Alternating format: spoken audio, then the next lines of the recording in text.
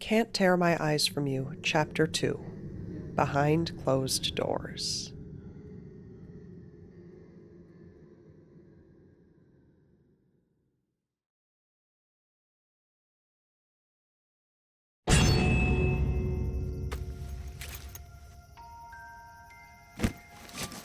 It's not quite the Ritz, but I'd say I did a pretty good job, wouldn't you, Cap?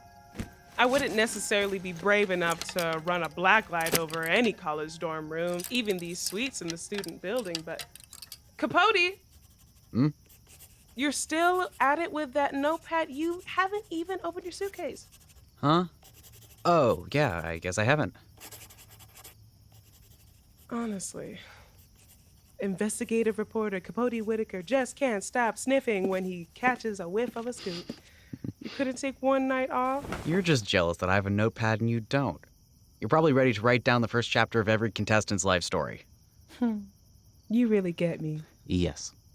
But you're right. I do need to get writing before I start forgetting, so no hogging the notepad, big boy. Yoink! Peachy, I was in the middle of a sentence. Then I'm afraid you'll have to live with your bouncing baby fragment. It's Mama's turn. Get out of here. Really, this is... Peachy! If you want it, you'll have to come and get it. If you insist.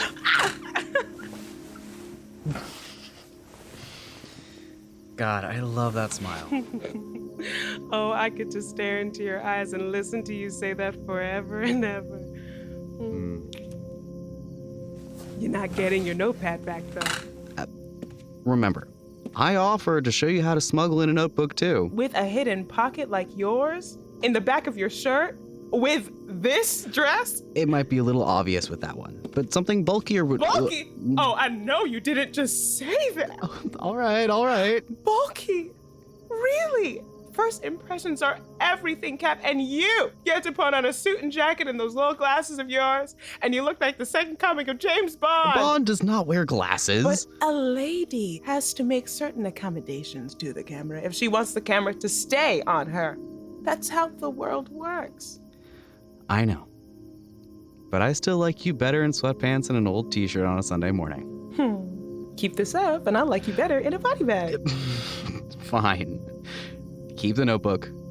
You have to help me take this thing off, though. I can hardly breathe. Aw, bindo blues. Poor baby. No wonder you can't breathe, Cap. This is way too tight. You're gonna hurt yourself. One rib's no great loss. I do have 23 spares. Much better. Really, Cap? Necessary sacrifices. Is it necessary? If someone clocks me, we're sunk in this competition, Peachy. The producers already know I'm not talking about the producers. The other contestants. The audience. If this show operates on any sort of popular vote and people know that they're voting for America's sweethearts, I think I only drag you down. You're better than all of them put together. Okay, sure. You think so. But some people get to live in the meritocracy and some don't. It doesn't matter how good you are if everyone's decided you don't count. Ain't that the truth? But squeezing your lungs into toothpaste isn't gonna get you there either. Well, what would you like me to do? Wear this one instead. My old binder, but I didn't pack this. I did. I thought you might do something like this. And just because it's looser doesn't mean you get to wear it every day either. I know. I'll help you layer up if you need it. Remember, no matter whether we get the scoops we're looking for, I'd still like to have a Capote Whittaker to bring home at the end of this. You're right. This was short-sighted. Just be a smarter you next time, okay? Okay. Good. Now let's see what Mr. Big Shot Report has been thinking about.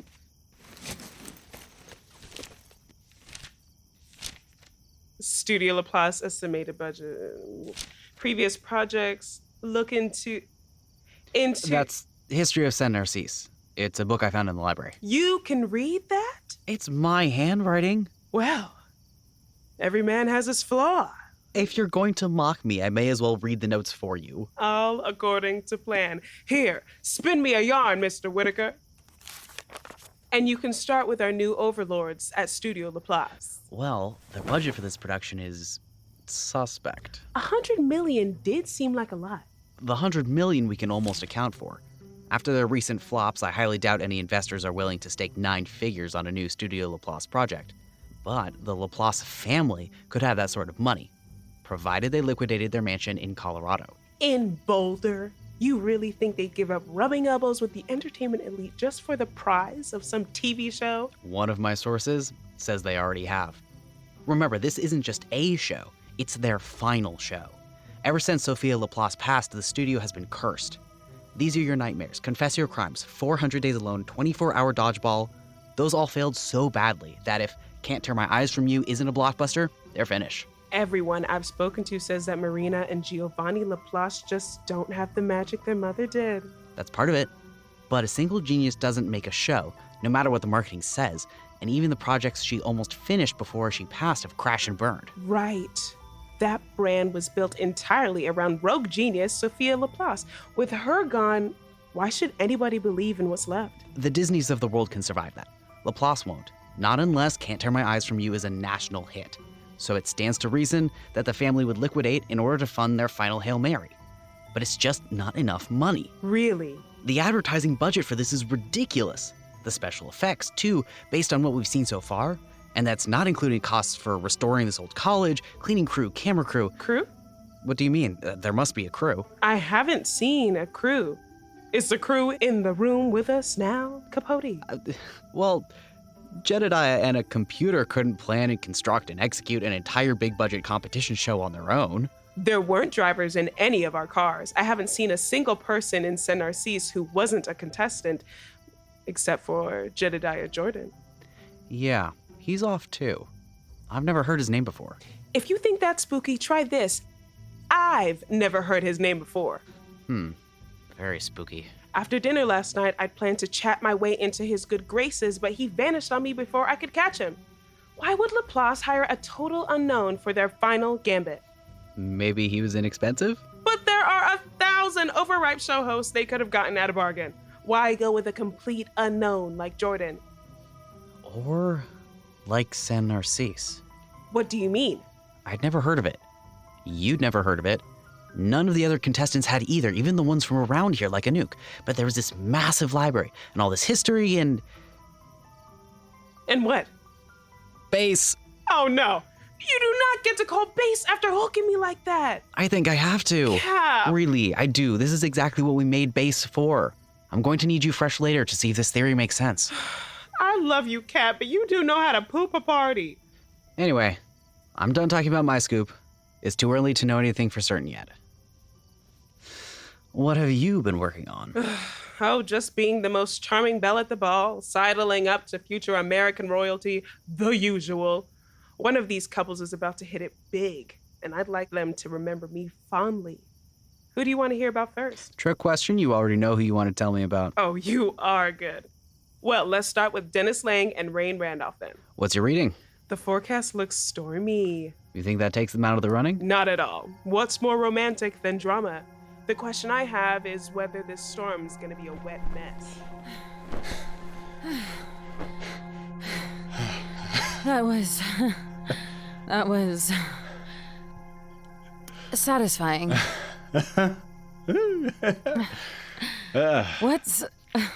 What's gotten into you? I should ask you the same thing. You haven't been like that since we were dating. You started it. Ew. Tissue me. Wait your turn. Fine. But, really, what the hell? What do you mean? It's different. Ever since we've gotten to this place, you're different, I'm different. I am not different. Feels like you are. After all my coursework, I would know if I was different. Yeah, well... If we're like this, imagine what everyone else is doing behind closed doors. Them? I'd really rather not. They're not all bad. Fine. Well, obviously Cruz is conventionally attractive. Really? I guess. If you don't count his face, or his body, or his voice, or the way he I guess looks. if you get through that yeehaw military stink, there could be something to Murdock. G.I. Jesus. Really? What about Whittaker? The shrimp? No thanks. Not into seafood. Who were you thinking of? Holliday's a cute little stick of dynamite, and Georgia, wow, I mean, you'd have to be blind, you know? Bombshell! Plus Anouk. Well, you know, man, I like a little crazy. Real firecracker. Dynamite and bombshells and firecrackers, huh? That's a lot of heavy artillery for one pea shooter of a man. What's your problem? I just thought you'd be a little more discerning. Do you think it's because of whatever made everybody act so strange earlier? Do I think what is? The way we're different, the sex, all of it. I mean, at dinner before Jedediah came in, you have to admit, it was weird. I could feel the energy in the air, yes. Everyone seemed so scared. It was wild. Pheromones, probably. It must have been. I wasn't scared. After the preparations I've done, you don't just get scared, Dennis. The first step to self-actualization is the death of fear and the birth of the phoenix. Mm-hmm. Blazing. Beautiful. Totally. I'm only scared when it's absolutely necessary. Were you afraid? Me? Obviously not, no. There was nothing to be afraid of, was there? Just some old, creaky buildings out in the woods. It wouldn't have been irrational. Rational. Of course. Something wrong with that? Nothing. I was agreeing with you. Yeah, definitely sounded like it. Maybe the reason you're so, uninhibited in this dorm room is because your problems can't reach us here.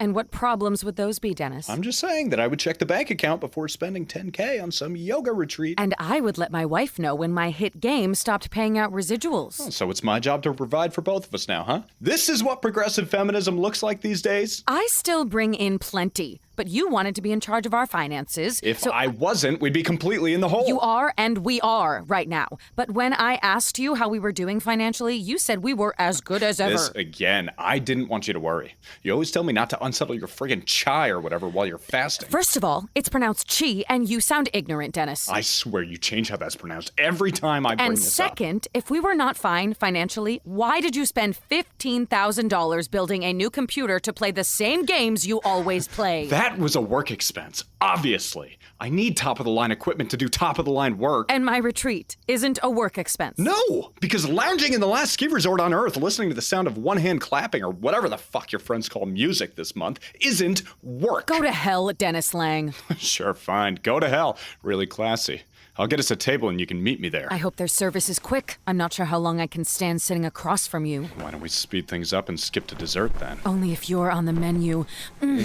Oh, Raine. So, are they a drizzle or a thunderstorm? Well, Lang will throw a lot of words at you, but they don't end up meaning much. But Raine, I think she thinks she's trickier than she really is, and he's her favorite target. Sounds like a time bomb. We'll just have to see whether it goes off during the game. If the challenges are purely physical or intellectual, they'll likely have an advantage, but otherwise, they're a gamble. Interesting.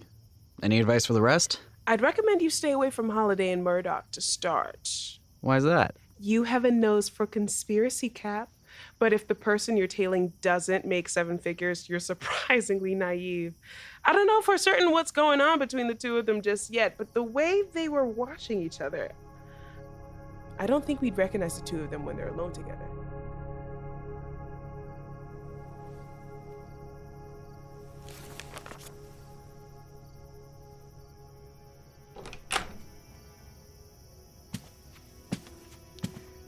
So, you're back. Holly, Where were you? looking around. I didn't think there would be much to look for in an abandoned building after everyone's gone to bed. Holly, Looking for Georgia, maybe? Or Raine? She looks like she could keep up with you. It was just a walk. Any excuse will do, won't it? I don't even know what that means, Holly. Leaving me alone in this place? It's so frightening, but you didn't even think of that, did you? You were busy reading your book, and I thought Don't try to gaslight me. You know the effect that has on me. You abandoned me. I didn't even want to come here. I thought this was your idea. My pension You're supposed to protect me, Murdock. Where were you? On a walk! Where? I love you. You know that. So can we just please... That isn't the problem. You know that. I'm sorry. I'll forgive you when you change. I'm sorry doesn't mean anything. I'm sorry.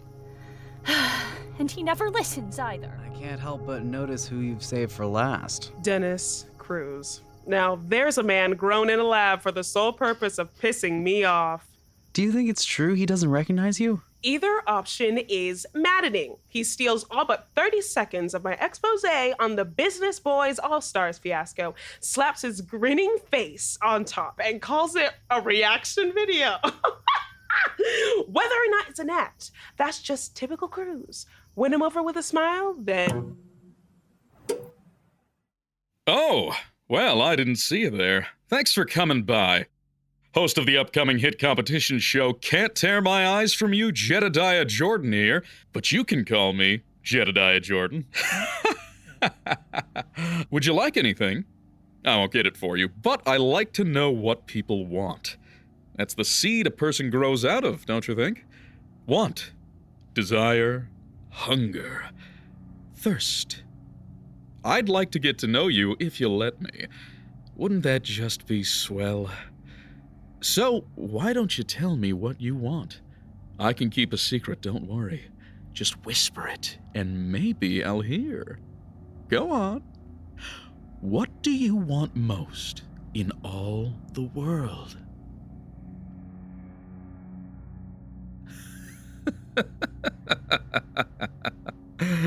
I think I like you people. I think we're going to get along just fine. And to thank you for being such a good sport, mi nuevo amigo, let me tell you how it is. We all serve our masters, even yours truly. And one of my masters is Studio Laplace, of course. And their master is America's favorite channel, and the AFC has certain requirements. So, sit back, stick around, and maybe, just maybe, your new pal Jedediah's got exactly what our America desires. So now, a word from our sponsors. I've always wanted to say that.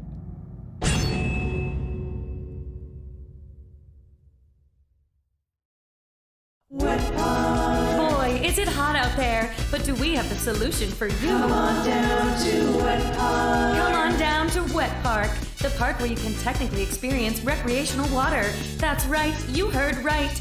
We've got so much real water here, we can just throw it away. Yourself at Wet Park. And that's not all. Thought the beloved cultural institution of the water slide was lost to history? Think again. Thanks to the H2ologists here at Wet Park, our synthetic topical water substitute is exactly what you need to experience the feeling of being wet while also having fun. Take it away, scientists. Well, given recent discoveries that even a small quantity of seawater can cause saltwater madness, it would be completely unethical to use that. So instead, we've developed a composite of cooking oil, corn milk, and we've also managed to discover that if you supply industrial levels of pressure, it is actually possible to squeeze a small amount of blood from a stone. And we use some seawater, too. And some seawater, yes. But wait, there's more. You can experience real water at our daily recreational water show, which, oh my goodness, it looks like they're starting the show right now. Let the daily recreational water show begin. Yay!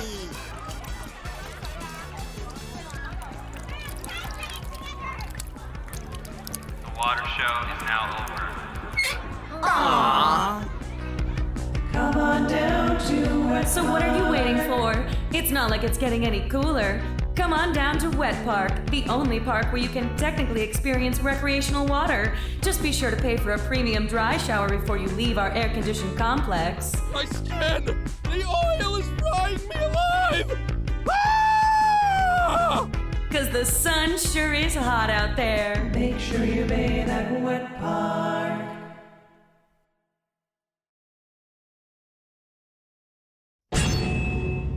Help but notice who you've saved for last. Dennis Cruz. Now, there's a man grown in a lab for the sole purpose of pissing me off. Do you think it's true he doesn't recognize you? Either option is maddening. He steals all but 30 seconds of my expose on the Business Boys All-Stars fiasco, slaps his grinning face on top, and calls it a reaction video. Whether or not it's an act, that's just typical Cruz. Win him over with a smile, then... I didn't mean Cruz. Anouk? Really? She didn't seem odd to you? Well, of course she was odd, but Dennis Cruz is a career competitor. I'm sure he has plenty of tricks up his sleeve. It makes sense to me that he would give her a trick or two as well. That's what I thought at first. But her face. I've seen that expression before. Like, behind each eye is a pit so deep and dark you can see light lose its way when it passes by. Some of my colleagues, the ones who went to the front lines to cover the water wars, they'd come back looking like that.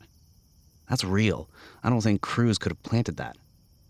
Murdock looked like that a little too. But I think that might have been from the sound of the glass shattering and not... Not what?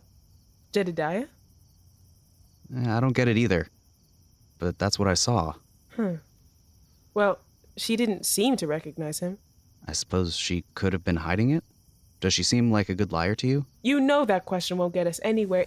If she's a good liar, I wouldn't be able to tell one way or another, would I? And without cell service, it's not like we can look her up and check.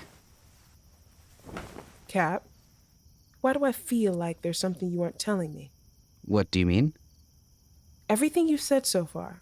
We have a word for that. That's just trauma. Everybody has it. She and Murdock might have a bigger share than most, but that's not interesting on its own. It's silly. Right. And if you say one silly thing, I will, of course, lose all respect for you in an instant. I can see why you're so careful. She looks familiar. You think so? Not to me, from where? I don't know. And that's what's silly. You do hate not knowing. There's plenty of time to figure it out, at least. Unless we're eliminated tomorrow. She is. Or she is. But somehow it feels like... Like what? I don't know yet. Let's get some rest. There's no use in trying to run on empty. All right. I'll go wash this mug off and be right back, Casanova. Oh, so is it Casanova or is it Bond? Why don't you slip into something more comfortable and we'll both find out when I get back.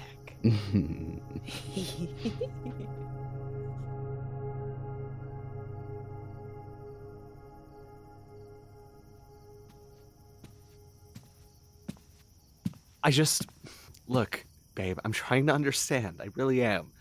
I mean, we all get lost in the moment when the cameras are rolling. I know I do. It's not about the cameras, D. Then, I mean, what is it? I don't know. You gotta give me more than that. I don't know, all right? You think it doesn't freak me out that I don't know? You think I wouldn't tell you if I did? I don't know. Okay, I believe you. I never said I didn't. But hey, I gotta say, you made a hell of an impression. That's gonna win us some points with the producers, for sure. If you aren't careful, the edit's gonna cast you as a villain or a nutcase, but... Oh, my God, I'm sorry, babe. I didn't mean... It's fine. I mean, maybe we should just call it what it is, you know? Come on. Nobody I thinks... saw the looks on their faces. They think I'm crazy. I think I'm crazy, and I'm not nobody. Hey, so... is this a touch or no touch kind of feeling?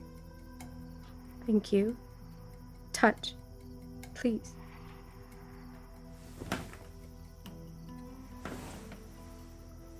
Look, I love you like nobody else I've ever loved. You know I mean that, right? I wasn't aware that I was competing with all your exes, but all right. I'm trying to set up what I'm going to say next, because, look, with any other girl, I wouldn't have even bothered, you know what I'm saying? The hard stuff and the tough promises, you only keep those if you want something to last. And I've always wanted us to last. Really, that's why I've tried to turn things around so much. Do you know what I'm saying? I do. The day you introduced me to your aunt, you told me about the hospital the first time. I mean, before you came to the U.S. when your parents... I know. I remember. And you told me then, and listen, babe, I really, really wouldn't say this if you hadn't told me to. Hell, I remember telling you at the time I'd never say it at all, but you asked me to keep an eye on you and watch for if you ever got paranoid, started seeing things or worrying about things that weren't there or didn't make sense. You think I'm being paranoid? I don't know if you want me to answer that. I do. I trust you. Well, we've never talked about it before, but when you were a kid, before you went to the hospital, when your parents I mean, what did you think you saw? Because, look, you've never told me, and maybe it's relevant. It's not like I could ever ask your aunt about it, so... Anouk? Hey, babe, are you okay? Anouk?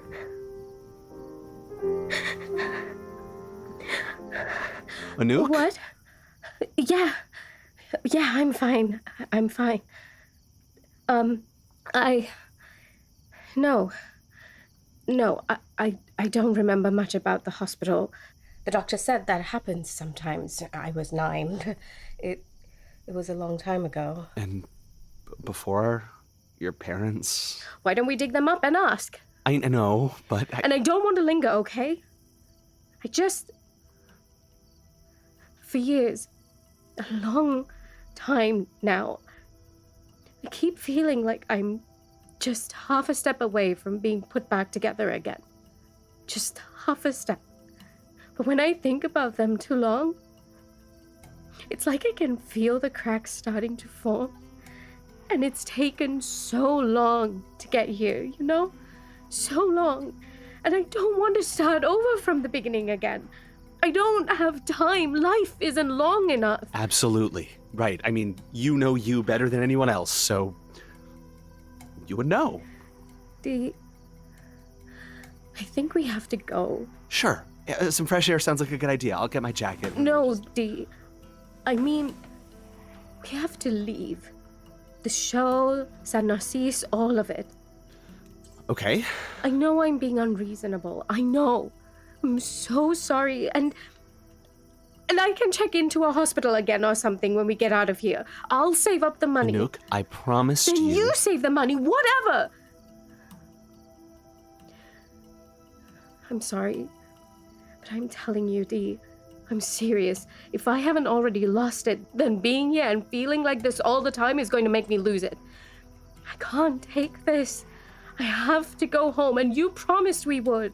I know. So, that's it. We're leaving. Why aren't you answering? You promised. You always keep your promises, so why wouldn't we leave? Because we can't, Anouk. Not yet. We can't? What does that mean? That came out wrong, but you backed me into a corner, all right? It's not exactly my fault. I am looking out for you. I promise. I already talked to Jed about this. The host? You did? I keep my promises. And after dinner, after I brought you to bed, I thought, well, I didn't know for sure yet, and I didn't want to worry you, but I thought it would be smart to have an escape plan ready, so I tried tracking him down. Hard guy to find, I'll tell But you. we can't leave. Yet. After tomorrow, we can. He said, look, I'm going to be honest. There's a tricky clause in our contract I haven't seen in years, so I didn't think about it, but we can only leave the show on the day of an elimination, and the first challenge is tomorrow. So we have to make sure we lose tomorrow. Not necessarily. Shows like this let people walk out all the time. It's dramatic. And I asked Jed just to be sure, and he said to me, Dennis, one of you is out of here tomorrow, and something tells me it's going to be you. And he winked at me. So, we have an understanding. But, wait, one of us? Why wouldn't we both go home? Wait, what? Oh, no, sorry, that's my bad. He meant one of the couples, obviously, so you and me. Oh, okay. I guess that makes more sense. But Jedediah can make that kind of decision? Wouldn't he have to go through the producers or whoever's running the algorithm or... He seems confident. And they give him an awful lot of free reign around here. I wouldn't be surprised if he was an executive producer himself. I guess you'd know better than me. So, we can leave tomorrow. Is that all right? Think you can tough it out one more day? Sure. One more day. That's all. I can do one more day. I know you can. It'll be okay. You'll be okay. You trust me, right? Of course I trust you. Good. Why don't I go to the kitchen and see if I can get you some tea or something to help cool things down a little? That would be great. Thank you, Dee. Every day from now till forever. I promise. All right. I'll be right back. Dennis, Yeah, babe. could you Give me some of that pot roast too, if there's any left. I didn't get a chance to eat very much before, you know. Tea and a roast. Gotcha. Make the tea, eat the roast, feed my babe. Make the tea, eat the roast, feed my babe.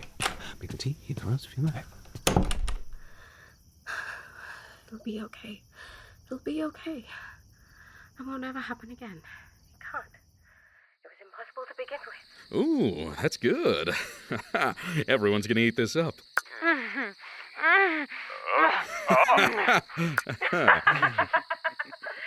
Al! You finished with that diagnostic check yet? Algorithm!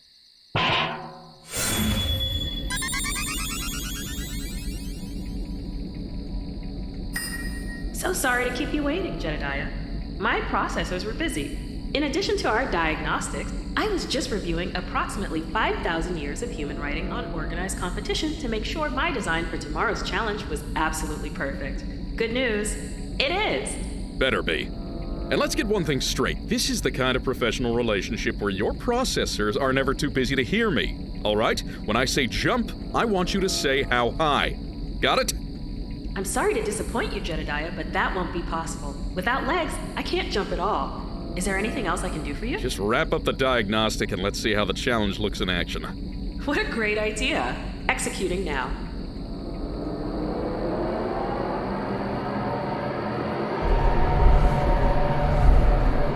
That's it. That's it! Is it just what you wanted, Jedediah? Oh, it's perfect, Al.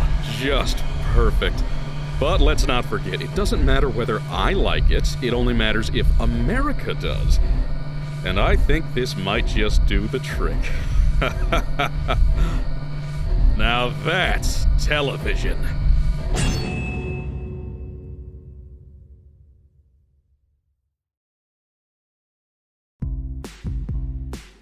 If you like our stories and you'd like us to keep making them, please follow us and spread the word about us on social media, including @The Penumbra Podcast on Instagram and TikTok, The Penumbra Podcast on Facebook, and @thepenumbrapod.bsky.social on Blue Sky. If you have a little bit to spare, we have merch galore available for you to buy, including t-shirts, mugs, posters, recordings of live shows, official soundtracks, and so much more. You can find those at shopthepenumbrapodcast.com. The kind of support that helps us most of all, though, is a recurring monthly subscription over at the Penumbra Special Edition at thepenumbrapodcast.supercast.com. You can receive early ad-free episodes and a huge amount of behind-the-scenes content, including production scripts, commentaries, live streams, and more. We have all this available for the same price on our old Patreon at patreon.com/thepenumbrapodcast as well, but we get a better rate on your contributions over at the Special Edition, so if you want your dollar to go farther in helping us, that's the place to go. We use your contributions to pay our actors and artists competitive rates, purchase equipment and license software that allows us to work and record remotely with a wide range of performers, and buy time to work obsessively on these stories to make them as good as they can be. If you want indie art to continue existing, please continue supporting it how you can. Thank you. And hey, speaking of behind-the-scenes content, one of our favorite rewards is our companion podcast for Thirst, Wet Hot American Doomsday, where Harley and I chat with the actors and artists of Thirst. This week, we're talking about creating and performing queer relationships with Amanda Egbu and Quinn McKenzie. Amanda, either of you can start. What do you kind of think about when you are getting into performing a character in terms of understanding their perspective, thinking about their perspective, and sort of acting that forward? Does that make sense? Yeah, like how do we build a character compared to our point of views and like the character's very different, distinct point of views, right? Yes, totally. Thank you. Yeah. Would you like to go first, Quinn? Oh, gee, thanks for teeing me up there. You're welcome, Quinn. We'd also like to shower thanks upon our endless gratitude tier supporters who give so generously to keep our show alive. Michaela Bear, Skyfire Forever, Radius Alna, the Werners thanking the Penumbra team for preserving and creating, June Gashoku, Jonathan the Wilkes, Raine and Pippin, Kiki's podcast patronage service, Gregory Seidman, Ari Berry, Jay Hull, Diana Cause, Cortu, Desert Willow, Eden the Gay Bookworm, Jane Marie Cohen, Tanya's Robot Repair, Chloe DeMoulin, Charlie Kane, Joey Minshew, in memory of Spiral Opal, and Genetic. Thank you all so much. This episode of Thirst, Chapter 2, Behind Closed Doors, was performed by Amanda Egbu as Georgia Whittaker, Quinn McKenzie as Capote Whittaker, Marge Dunn as Raine Randolph, Stefano Perti as Dennis Lang, Marc Pierre as Sergeant Murdock, Eleanore Cho Fellerhoff as Holliday Murdock, Joshua Ilon as Dennis Cruz, Melody Perera as Anouk Kalhara, Alexander Stravinski as the host, and introducing Tooky Kavanagh as the algorithm. The Can't Tear My Eyes From You theme was written by Harrison M. Beck. Our composer is Ryan Vibert. Our graphic designer is Jeff Wright. Our head of operations is Ginny D'Angelo. Thirst and the Penumbra podcast are created and produced by Harley Takagi Kaner, our director and sound designer, as well as Kevin Vibert, that's me, our lead writer. For additional credits, including credits for ensemble roles, our script editing team, our transcripts, and more, check out the show notes for this episode. That's all the apocalypse we have time for today. Thanks for listening, and stay hydrated.